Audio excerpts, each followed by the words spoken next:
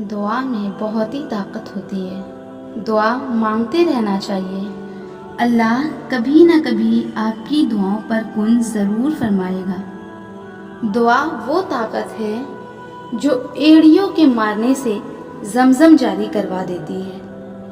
आज मैं एक ऐसा वाक़या बतलाने जा रही हूँ जिसको सुनकर मुझे उम्मीद है कि आप दुआ मांगना कभी नहीं छोड़ेंगे और ये भी यकीन रखेंगे कि आपकी दुआ ज़रूर कबूल होगी। एक माँ अपना वाक़या बतलाती है कि मेरा एक ही बेटा था, मैं ही उसकी परवरिश करती थी। हम बहुत गरीब थे क्योंकि शौहर का साया नहीं था। मेरे बेटे को एक बीमारी हो गई जिससे ना वो चल पाता, ना बोल पाता और ना ही कुछ कर पाता था। मैंने बहुत से डॉक्टरों का इलाज करवाया पर सबने बोला कि इसका इलाज सिर्फ एक ही डॉक्टर कर सकता है, लेकिन उनकी फीस बहुत ज़्यादा थी और वो यहाँ से दूर रहते थे। मेरे पास इतना पैसा नहीं था कि मैं अपने बेटे का इलाज करा सकूं।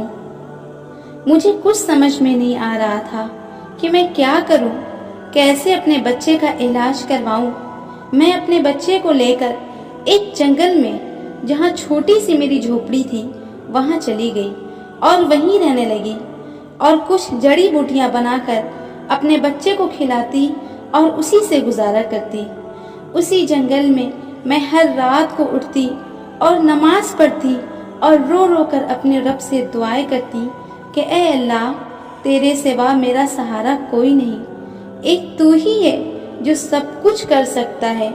ऐ अल्लाह, मेरी इतनी औकात नहीं कि मैं इलाज करवा सकूं, तू ही कुछ ऐसा कर दे कि मेरे बच्चे का इलाज वो डॉक्टर कर दे।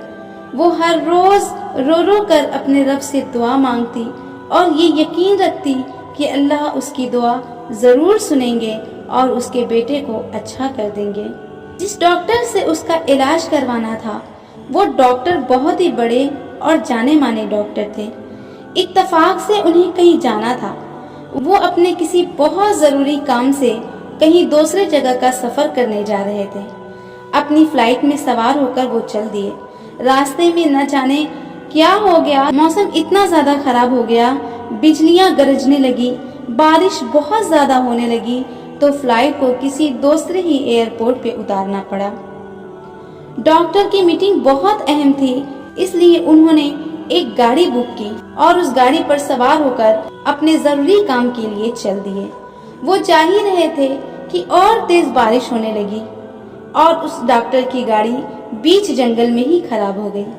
उन्हें कुछ समझ नहीं आ रहा था कि ये क्या हो रहा है। पहले फ्लाइट का किसी और जगह उतरना, फिर गाड़ी का खराब हो जाना। वो और उनके साथी गाड़ी से उतरे, देखा तो एक झोपड़ी है। वो वहीं जाने का सोचे और वहां गए तो देखा कि एक बुढ़िया है। उस डॉक्टर ने उनसे पानी मांगा और सोचा कि जब तक बारिश रुक जाती है मैं यहीं थोड़ी देर ठहर जाता हूँ। वो डॉक्टर देखता है कि वो बुढ़िया किनारे किसी बच्चे को अपने हाथ से पानी पिला रही होती है। वो पूछते हैं ये कौन है। वो बतलाने लगी कि ये मेरा बेटा है। उस डॉक्टर ने पूछा इसे क्या हुआ है। उसने कहा कि इसे एक ऐसी बीमारी है जिसका इलाज सिर्फ एक डॉक्टर ही कर सकता है और वो डॉक्टर बहुत बड़े डॉक्टर हैं और यहाँ से बहुत दूर रहते हैं। हमारी इतनी औकात नहीं कि हम उनसे इलाज करवा सकें। मैं दुआ करती हूँ कि अल्लाह किसी न किसी तरह मेरे बच्चे का इलाज उस डॉक्टर के हाथों करवा दे। और वो बुढ़िया रोते रोते उसी डॉक्टर का नाम लेती है जो उसके पास बैठा रहता है। डॉक्टर साहब जब ये बात सुनते हैं तो कहते हैं कि मैं वही डॉक्टर हूँ जिसका तुम अपनी दुआओं में जिक्र करती हो। अपने रब का शुक्रिया अदा करो कि उसने तुम्हारी दुआ ऐसे कबूल की कि बिजलियां गरजने लगी, आंधी तूफान आ गए और अल्लाह ने किसी न किसी तरह मुझे यहाँ पहुँचा दिया ताकि मैं तुम्हारे बच्चे का इलाज कर सकूं। वो बुढ़िया जब ये बात सुनती है तो बहुत ज़्यादा रोने लगती है और कहती है कि वाकई मेरा रब कितना मेहरबान है और मुझे यकीन था कि एक ना एक दिन मेरा रब मेरी दुआएं ज़रूर सुनेगा और मेरे बच्चे का इलाज ज़रूर उस डॉक्टर के हाथों करवाएगा।